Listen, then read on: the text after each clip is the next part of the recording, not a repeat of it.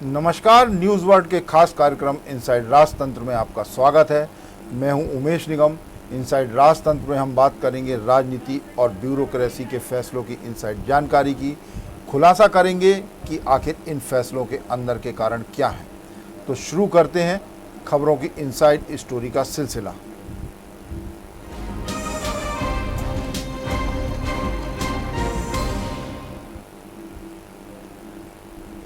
WHO के मापदंड के अनुसार मध्य प्रदेश में आबादी के मान से 87,000 डॉक्टरों की ज़रूरत है, लेकिन प्रदेश में फिलहाल 38,000 डॉक्टर ही मौजूद हैं। डॉक्टरों के मामले में मध्य प्रदेश से अच्छी स्थिति अन्य राज्यों की है। महाराष्ट्र में 1,73,884, कर्नाटक में 1,20,261, आंध्र प्रदेश और तेलंगाना में 1,05,87 डॉक्टर नागरिकों के इलाज के लिए काम कर रहे हैं। इस मामले में छत्तीसगढ़, राजस्थान, गुजरात और उत्तर प्रदेश भी मध्य प्रदेश से आगे हैं। गुजरात में फ़िलहाल 66,944, उत्तर प्रदेश में 77,549 और राजस्थान में 43,338 एलोपैथी डॉक्टर हैं। वर्ष 2011 की जनगणना में मध्य प्रदेश की आबादी 7,27,00,000 थी, जबकि वर्ष 2022 में होने वाली जनगणना में मध्य प्रदेश की आबादी 8,50,00,000 के आसपास पहुंचने की उम्मीद जताई जा रही है। एक दशक में प्रदेश की आबादी 20% बढ़ेगी, लेकिन स्वास्थ्य सुविधाएं प्रदेश में उस अनुपात में नहीं बढ़ी। मध्य प्रदेश गठन के वक्त मध्य प्रदेश में 7,400 एलोपैथी के डॉक्टर पंजीकृत थे। इतने साल बाद भी पंजीकृत एलोपैथी डॉक्टरों की संख्या 38,180 ही पहुँच पाई। खास तौर पर ग्रामीण क्षेत्रों में एलोपैथी डॉक्टरों की आज भी कमी महसूस की जा रही है। हालांकि राज्य सरकार ने ग्रामीण क्षेत्रों में इस कमी को कुछ हद तक कम करने के प्रयास किए थे, जिसमें MBBS और पोस्ट ग्रेजुएट डिग्री पूरी करने के बाद 1 साल तक ग्रामीण क्षेत्रों में ड्यूटी करना अनिवार्य किया था। लेकिन मेडिकल छात्रों के अड़ियल रवैये के चलते सरकार के ये प्रयास भी नाकाफ़ी दिख रहे हैं। हर साल मेडिकल के ज़्यादातर छात्र डिग्री लेने के बाद ग्रामीण क्षेत्रों में जाने से मना कर देते हैं। इस साल 5 मेडिकल कॉलेज भोपाल, इंदौर, जबलपुर, ग्वालियर और रीवा के MBBS और पोस्ट ग्रेजुएशन के 1,693 स्टूडेंटों ने डिग्री लेने के बाद ग्रामीण क्षेत्रों में ड्यूटी करने से मना कर दिया। चिकित्सा शिक्षा विभाग ने नियम बनाए हैं कि गांव में ड्यूटी नहीं करने पर सरकारी डॉक्टरों को प्राइवेट मेडिकल कॉलेज की 1 साल की फीस की 5 गुना राशि भरना होगी, जबकि प्राइवेट मेडिकल कॉलेज से निकले डॉक्टर को 10 लाख की राशि देने का प्रावधान किया गया है। स्कॉलरशिप लेकर पढ़ाई करने वाले गांव नहीं जाते हैं तो छात्रवृत्ति की राशि लौटाना होगी। गांव नहीं जाने और बॉन्ड की राशि नहीं लौटाने पर डॉक्टरों का पंजीयन नहीं किया जाएगा। MBBS और पोस्ट ग्रेजुएशन की फ़ीस भी जमा करना होगी इन MBBS और पोस्ट ग्रेजुएशन के छात्रों को। बॉन्ड की राशि नहीं भरने पर भू राजस्व संहिता के तहत इस राशि की वसूली कुर्की से की जाएगी। इन सब प्रावधानों के बावजूद मेडिकल के छात्र ग्रामीण क्षेत्रों में जाने से लगातार मना कर रहे हैं। इस मामले में सरकार ने भी अभी तक सख्त रवैया नहीं अपनाया। इधर मेडिकल कॉलेजों में MBBS की सीट्स के मामले में भी मध्य प्रदेश की अन्य राज्यों से स्थिति अच्छी नहीं है। मध्य प्रदेश में 2,920 सीट्स हैं, जबकि कर्नाटक में 8,645, महाराष्ट्र में 7,080, उत्तर प्रदेश में 5,224, गुजरात में 4,300, तमिलनाडु में 6,350 और आंध्र प्रदेश, तेलंगाना में 4,350 सीट्स MBBS की हैं। दरअसल WHO के जो मापदंड हैं उसके हिसाब से मध्य प्रदेश में आबादी के मान से 87,000 डॉक्टर की ज़रूरत है, लेकिन उस अनुपात में डॉक्टर नहीं है। इसी विषय पर विस्तार से चर्चा करने के लिए हमारे साथ जुड़ेंगे वरिष्ठ पत्रकार सूर्यकांत चतुर्वेदी। सूर्यकांत चतुर्वेदी जी, आपका स्वागत है। धन्यवाद। सूर्यकांत जी, मध्य प्रदेश में डॉक्टरों की कमी लंबे समय से चली आ रही है। तमाम प्रयास के बाद भी ये जो कमी है वो दूर नहीं हो पा रही है। आबादी के मान से 87,000 डॉक्टर होने चाहिए नागरिकों की सुविधा के लिए, लेकिन मौजूदा स्थिति में जो है वो मध्य प्रदेश में 38,000 डॉक्टर ही हैं जो पंजीकृत हैं। ग्रामीण क्षेत्रों की हालत तो और भी खराब है। क्या कहेंगे आप? देखिए निगम साहब, प्रदेश की खराब स्वास्थ्य व्यवस्था के लिए निश्चित रूप से सरकार ही दोषी है जी, क्योंकि जैसा कि आपने अपने उसमें कहा भी है जी, मध्य प्रदेश में चिकित्सकों की कमी दूर करने के लिए सरकार द्वारा पिछले कार्यकाल में जरूर प्रयास किए गए नए मेडिकल कॉलेज खोलने के, जी और वो मेडिकल कॉलेज शुरू भी हो गए, उनसे छात्रों का निकलना अब शुरू कुछ साल बाद होगा। जी लेकिन आप खासतौर पर जब देखते हैं तो ग्रामीण क्षेत्रों में जो सरकारी अस्पताल हैं उनमें डॉक्टर भारी कमी है, स्वास्थ्य कर्मियों की कमी है, स्टाफ नर्स की भारी कमी है। जी तो निश्चित रूप से अगर सरकार चाहे तो इन कमियों को दूर किया जा सकता है। सरकार स्टाफ नर्स की भर्ती नहीं करती है, अन्य स्वास्थ्य अमले की भर्ती नहीं करती है। जब उसे लगता है कि सिर से पानी निकलने वाला है तब वो कुछ मात्रा में पद निकालती है और प्रयास करती है कि उन अमले की जो भर्ती हो जी। वो संविदा के आधार पर हो। जी। तो ऐसे जब सरकार की नीति होगी तो निश्चित रूप से स्वास्थ्य अमले की रुचि सरकारी की अपेक्षा प्राइवेट सेक्टर में ज्यादा होगी। जी। अब आपको बता दें, जब आप डिग्री देते हो, डिग्री के साथ जब उन्हें एडमिशन देते हो तो उसमें जो आपने प्रावधान कर रखे हैं कि सरकारी नियम के अनुसार डिग्री लेने के बाद चिकित्सकों को ग्रामीण इलाकों में काम 1 करना साल पड़ेगा। या 2 साल की सेवा देनी होगी, जी लेकिन वो सेवा देते नहीं। तमाम तरह के कानूनी प्रावधान होने के बाद आखिर सरकार में सख्ती करने की हिम्मत क्यों नहीं होती है? जी हाँ, सरकार बिल्कुल। हिम्मत क्यों नहीं दिखा पाती है? जी। तो सरकार का जो ढलमुल रवैया है वो इसका सबसे बड़ा कारण है। दूसरा कारण जो है वो सरकार की नीतियां और रीतियां हैं। सरकार चाहे तो ऐसा कोई सरकारी हॉस्पिटल नहीं रह सकता है जहां पर चिकित्सकों की पर्याप्त संख्या में पदस्थापना ना की जा सके, जी हाँ। क्योंकि सरकार ने स्वास्थ्य विभाग के मामले में अगर आप जाएं तो जो नीति बनी है वो 40 साल पुरानी नीति है। सरकार उस नीति को बदल नहीं पाई है। आखिर क्यों नहीं बदली है आपने? ये विचारणीय प्रश्न है।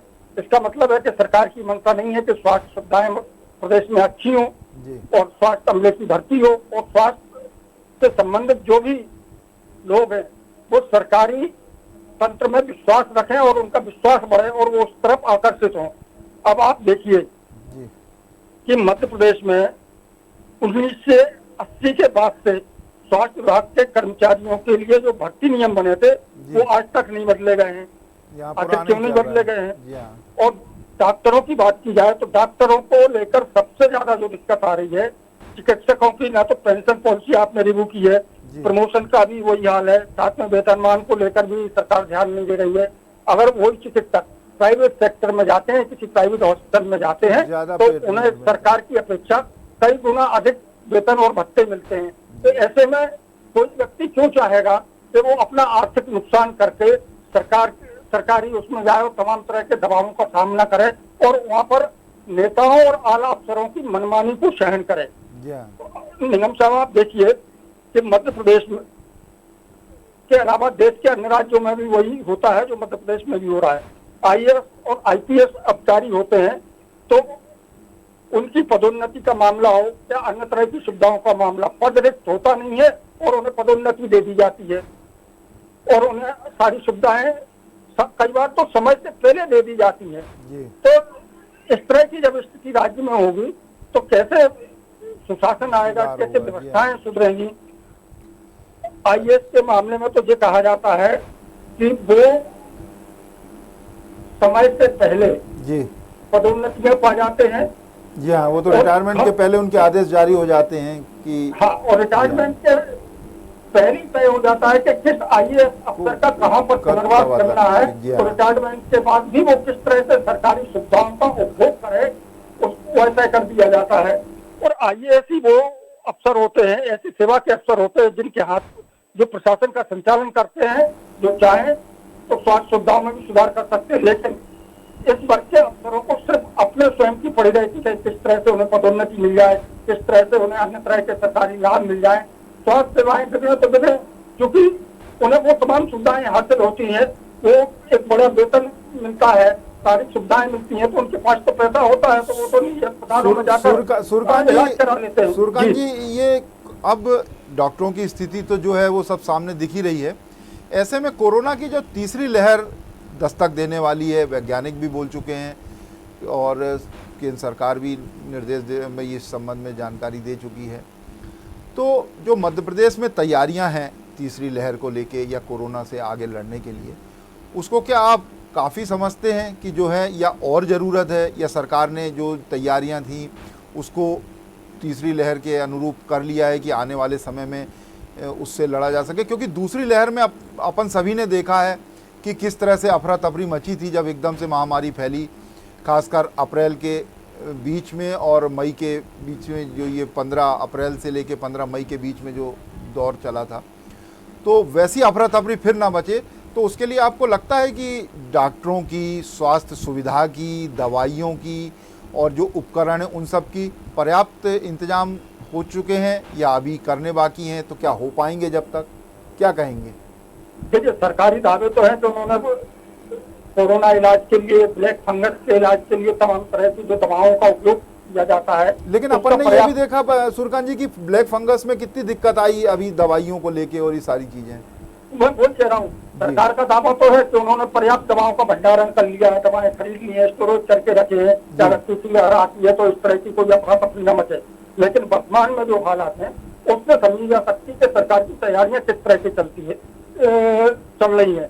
ब्लैक फंगस के खाली राजधानी का आप मामला ले लो तो हमीदिया अस्पताल में भर्ती करीब 40 मरीज हैं और 20 मरीज निजी अस्पतालों में भर्ती, एम्स में भर्ती हैं। लेकिन उनके परिजनों को किस तरह इंजेक्शन के लिए और किस तरह से जो दवा और गोली दी जाती है उसमें जो लंबे समय तक खानी होती है, उसके लिए कितना परेशान पहले होना पड़ा है और अब भी वो उस कठिनाई से जूझ रहे हैं। तो सरकार तो दावे करती है, सरकार के दावे भरोसे करने लायक कभी नहीं रहे हैं, तो खासतौर पर स्वास्थ्य जैसे मामले में। अब आप तीसरी लहर की जब बात आती है, सरकार कहती है कि हम अधोसंरचना का विकास कर रहे हैं, ऑक्सीजन की पर्याप्त व्यवस्था कर रहे हैं। तो भाई, ऑक्सीजन तमाम जगह ऑक्सीजन प्लांट लगाने के लिए केंद्र सरकार द्वारा तो पिछले 40 पैसा दे दिया गया था और अनुमति दे दी गई थी। आखिर अब तक सरकारें क्या करती रही? जब वो ऑक्सीजन के लिए अफरा तफरी मची हो, ऑक्सीजन के अभाव में दर्जनों लोगों की मौत हुई है एक दिन में, तब जाकर सरकार की नींद खुली और अब ऑक्सीजन प्लांटों को बनाने का काम किया जा रहा है। उनमें भी अभी फिलहाल लेट लतीफी चल रही है, कई जगह तो हालत ये है तो उनके लिए स्ट्रक्चर खड़ा कर दिया गया है या चबूतरा बना दिया गया है या शेड बना दिया गया है, लेकिन जो उसके लिए संयंत्र आए हैं वो संयंत्र नहीं आ पा रहे हैं, जिसकी वजह से उनका निर्माण अटका हुआ है। और इसमें सबसे महत्वपूर्ण बात यह है कि कोरोना काल तो ठीक है, सामान्य दिनों में भी जब अस्पतालों को डॉक्टरों, नर्सों और स्वास्थ्य कर्मियों की कमी से जूझना पड़ता है, तो ऐसे में तीसरी लहर आएगी तब आप क्या करेंगे? आज सरकार को चाहिए था कि वो इस जो समय मिला है, इस 3-4 महीने में अधिकांशता अस्पतालों में चिकित्सकों की भर्ती कर उनकी पदस्थापनाएं कर दे। लेकिन सरकार ने भर्ती के नाम पर कितनी जगह निकाली? तो 750 पदों पर भर्ती कर रही है, उसमें 500 पद तो स्टाफ नर्स के हैं। तो आप समझ लीजिए कि क्या स्थिति बनने वाली है, क्योंकि डॉक्टर पहले से ही परेशान है। तो पहली लहर, फिर दूसरी लहर, फिर कोरोना फंगस, इस समय में पूरे अमले की कमी की वजह से उन्हें 18 से लेकर 20 घंटे तक अस्पताल में ड्यूटी देनी पड़ी है। अगर यही तो तीसरी लहर निसंदेह रूप से फिर अफरा तफरी वाली साबित होगी। जी निगम साहब, सरकार को समय पे चेतना चाहिए, ये बिल्कुल सही है। सुरकांत जी, जो मेडिकल कॉलेज के अपन छात्रों की बात कर रहे थे, उसमें सरकार को कहीं ना कहीं सख्त रवैया अपनाना जरूरी है, क्योंकि ग्रामीण क्षेत्रों में यदि ऐसे ये डॉक्टर नहीं जाएंगे तो ग्रामीण क्षेत्रों में तो व्यवस्थाएं हो ही नहीं पाएंगी। और फिर कोरोना की चाहे तीसरी लहर हो या आने वाले दिनों में कोई और दूसरी बीमारी हो या इलाज के लिए नागरिकों को ज़रूरत हो, तो ऐसे में तो एलोपैथी के जो डॉक्टर हैं वो उनको मिलेंगे नहीं। वो जो कहा जाता है कि झोला छाप डॉक्टर हैं, उन्हीं के भरोसे वो चलते रहेंगे, क्योंकि सख्त रवैया वो जो अपनाना चाहिए वो अपनाया नहीं जा रहा है। क्या कहेंगे? देखिए निगम साहब, सरकार की मंशा पर इसीलिए सवाल खड़े होते हैं। सरकार चाहे तो किसी की हिम्मत नहीं है तो वो सरकार के आदेशों और निर्देशों की अवहेलना कर जाए। और खासतौर पर इस तरह के लोग जिनके लिए तमाम तरह के नियम कानून बने हुए, जिनके ऊपर तमाम पाबंदियों की तलवार लटकी रहती है, लेकिन सरकार अपने अधिकारों का उपयोग नहीं करती है। क्यों नहीं करती है तो सरकार जाने। असल में क्या है कि अगर सरकार शक्ति दिखाने लगे तो फिर जो बड़े शहरों में बड़े बड़े आलिशान जिन्होंने नर्सिंग होम बना रखे हैं करोड़ों रुपए करके, उनका क्या होगा? क्योंकि अधिकांश जो निजी मेडिकल कॉलेज खोले गए हैं या अच्छे सुविधाओं वाले अस्पताल खोले गए हैं, उनमें निश्चित रूप से राजनेताओं और बड़े अफसरों की काली कमाई या तो लगी हुई है या उसमें अप्रत्यक्ष रूप से उनकी भागीदारी है। तो उन्हें लगता है कि अगर वो शक्ति दिखाएंगे और ग्रामीण इलाकों में, दूर दराज के इलाकों में स्वास्थ्य सुविधाएं पर्याप्त रूप से मुहैया हो जाएंगी तो वो वहाँ के मरीज यहाँ आएंगे नहीं। सूर्यकांत जी, ये सही कहा आपने कि जो सरकार को इस दिशा में सख्ती बरतना होगी, तभी मेडिकल के जो छात्र हैं वो अपनी मनमानी से रुकेंगे। अन्यथा जो है ग्रामीण क्षेत्रों में हमेशा डॉक्टरों की कमी बनी रहेगी, क्योंकि कोई भी डॉक्टर जाना नहीं चाहेगा। डॉक्टरों को प्राइवेट सेक्टर में ज़्यादा भुगतान मिलता है, वो वहाँ जाना मुनासिब समझेंगे। तो सरकार को इस दिशा में ध्यान देना होगा कि शहरी क्षेत्र के साथ ही ग्रामीण क्षेत्र में भी जो है नागरिकों को स्वास्थ्य सुविधाएं मिलें, समय पर मिले, जिससे उनका इलाज बेहतर हो और मृत्यु की जो दरें हैं वो कम हो, लोगों को जो तकलीफ़ है वो कम हो। बहुत बहुत धन्यवाद सूर्यकांत जी इनसाइड राजतंत्र से जुड़ने के लिए। अब बात करेंगे एक और प्रशासनिक खबर की। थर्मल पावर प्लांटों के उम्र दराज होने और आए दिन कोयले की कमी का संकट खड़ा हो जाने के कारण सरकार को कई तरह की परेशानियों का सामना करना पड़ता है। प्रदेश में सोलर प्लांट की स्थापना से सरकार का ये संकट काफ़ी हद तक दूर होगा। रीवा के बाद राज्य सरकार आगर जिले में सोलर प्लांट की स्थापना करवा रही है। नवीन एवं नवकरणीय ऊर्जा विभाग ने इसके लिए प्रक्रिया भी शुरू कर दी है। आगर में 550 मेगावाट क्षमता की 3 यूनिट लगाई जाएंगी। निजी निवेश पर 1950 करोड़ की लागत से यह परियोजना 1000 हेक्टेयर क्षेत्र में स्थापित की जाएगी। परियोजना से मार्च 2023 में विद्युत उत्पादन का लक्ष्य रखा गया है। इसके पहले विश्व की सबसे बड़ी सौर परियोजना में से एक रीवा सौर परियोजना में पिछले साल 3 जनवरी से पूर्ण क्षमता से उत्पादन भी शुरू हो गया है। आगर के बाद 1500 मेगावाट क्षमता के 2 सौर ऊर्जा पार्क जल्द ही स्थापना की जाएगी, जिसमें से एक शाजापुर जिले में और दूसरा नीमच जिले में स्थापित होगा। आगर परियोजना के लिए वित्तीय प्रस्ताव खोले गए, जिसमें ₹2.70 का न्यूनतम प्रस्ताव प्राप्त हुआ। परियोजना से और अधिक सस्ती बिजली प्राप्त करने के लिए न्यूनतम प्रस्ताव से रिजर्व बिडिंग प्रक्रिया चल रही है, जिसमें चयन किए गए निवेशक द्वारा आगर परियोजना स्थापित की जाएगी। इन परियोजनाओं से प्रदेश को 1293 मेगावाट बिजली मिलेगी। शेष 207 मेगावाट बिजली भारतीय रेलवे को दी जाएगी। ओंकारेश्वर में 600 मेगावाट की फ्लोटिंग सोलर परियोजना के साथ ही छतरपुर जिले में 950 मेगावाट और मुरैना में 1400 मेगावाट क्षमता की परियोजना की स्थापना पर भी राज्य सरकार काम कर रही है। आगर जिले में 550 मेगावाट क्षमता का जो सोलर प्लांट है वो राज्य सरकार जल्द ही लगाएगी। इसके लगाने के लिए प्रक्रियाएं जो ऊर्जा विभाग ने शुरू कर दी है।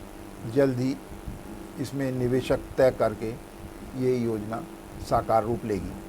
आगर के बाद 1500 मेगावाट के 2 और सौर ऊर्जा के प्लांट लगाए जाएंगे, जो शाजापुर और नीमच जिले में लगेंगे।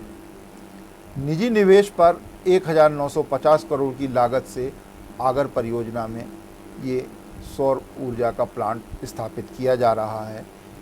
ये सौर ऊर्जा का जो प्लांट है वो 1000 हेक्टेयर क्षेत्र में लगाया जाएगा और इससे जो है आगर के सोलर परियोजना से मार्च 2023 में विद्युत का उत्पादन शुरू हो जाएगा और बिजली जब मिलने लगेगी तो इसको सप्लाई किया जाएगा।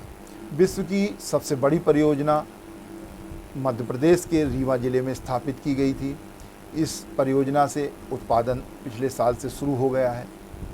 राज्य सरकार और भी कई क्षेत्रों में सौर ऊर्जा के प्लांट लगाने की तैयारी कर रही है। जो प्लांट तत्काल अभी लगने के लिए कार्रवाई शुरू होने वाली है ऊर्जा विभाग के द्वारा, उसमें ओंकारेश्वर भी एक है, जहां पर 600 मेगावाट का एक फ्लोटिंग सोलर परियोजना स्थापित की जाएगी। सौर ऊर्जा के क्षेत्र में मध्य प्रदेश सरकार पहले से काफ़ी ज़्यादा अच्छा काम कर रही है। आने वाले दिनों में इसके परिणाम देखने को मिलेंगे। अब चर्चा करेंगे एक और प्रशासनिक खबर की। स्कूलों में कक्षा 1 से 8वीं तक अध्ययनरत दिव्यांग बच्चों को राज्य सरकार शरीर की ज़रूरत के हिसाब से शारीरिक उपकरण मुहैया करवाती है। इसमें स्कूल शिक्षा विभाग के अधिकारियों की लापरवाही के कारण स्कूली दिव्यांग बच्चों को मिलने वाले शारीरिक उपकरण अनुपयोगी हो रहे हैं। सरकार मदद के लिए राशि खर्च कर रही है, लेकिन ये मदद स्कूल शिक्षा विभाग के अधिकारियों के चलते बर्बाद हो रही है। स्कूल के दिव्यांग बच्चों को शारीरिक उपकरण देने के लिए पहले नाप लेने का प्रावधान है। इस नाप के हिसाब से दिव्यांग बच्चों के लिए शारीरिक उपकरण खरीदे जाते हैं। स्कूलों में इन बच्चों को शारीरिक उपकरण देने के लिए बाकायदा नाप ली जा रही है। नाप लेने के 2-3 साल बाद दिव्यांग बच्चों को शारीरिक उपकरण बांटे जा रहे हैं, जिससे ये उपकरण दिव्यांग बच्चों के किसी काम नहीं आते। दरअसल उम्र बढ़ने से 2-3 साल पहले ली गई नाप से बुलवाए गए शारीरिक उपकरण छोटे रहते हैं, उनको शरीर में लगाकर इस्तेमाल करना संभव नहीं हो पाता। जबलपुर की एलिमको कंपनी पिछले 4 साल से जिला शिक्षा केंद्र के द्वारा दिव्यांग बच्चों के शारीरिक उपकरण की सप्लाई कर रहा है। दिव्यांग बच्चों को ये शारीरिक उपकरण सर्व शिक्षा और समग्र शिक्षा अभियान के तहत वितरित करवाए जाते हैं। इस तरह की लापरवाही स्कूल शिक्षा विभाग में वर्षों से चल रही है। मामला विधानसभा में उठने के बाद स्कूल शिक्षा मंत्री ने मामले की जांच करवाकर दोषी व्यक्तियों के खिलाफ कार्रवाई करने का इसी साल 16 फरवरी को विधानसभा में आश्वासन दिया था। विभाग ने जांच के लिए जिला कलेक्टरों और जिला मिशन संचालक को जिम्मेदारी सौंपी थी। इस मामले में प्रदेश के 2 दर्जन जिलों से राज्य शिक्षा केंद्र को अभी तक जांच प्रतिवेदन ही नहीं भेजा गया। जिन जिलों से इस मामले का जांच प्रतिवेदन नहीं आया उनमें आगर मालवा, अलीराजपुर, बड़वानी, बैतूल, बुरहानपुर, छतरपुर, धार, डिंडोरी, ग्वालियर और हरदा शामिल हैं। इसके अलावा जबलपुर, झाबुआ, नरसिंहपुर, रतलाम, रीवा, सागर, सतना, सीहोर, शहडोल, शिवपुरी, टीकमगढ़, उज्जैन, उमरिया और विदिशा जिले से भी जांच प्रतिवेदन नहीं आया। अब ये मामला एक बार फिर विधानसभा के मानसून सत्र में गूंजेगा। विधायक ने इस मामले में विधानसभा के माध्यम से पूछताछ की है। दिव्यांग स्कूली बच्चों के मामले में स्कूल शिक्षा विभाग के जो मैदानी अफसर हैं वो खासी लापरवाही बरत रहे हैं। 2-3 साल पहले नाप लेने के बाद उनको उपकरण सप्लाई किए जाते हैं, जो उम्र बढ़ने के साथ ये उपकरण उनके लिए अनुपयोगी हो जाते हैं। ये मामला विधानसभा में भी गूंजा था, लेकिन इस मामले की जांच का आश्वासन देने के बाद भी कलेक्टर और जिले के जो शिक्षा विभाग के अफसर हैं वो लापरवाही बरत रहे हैं।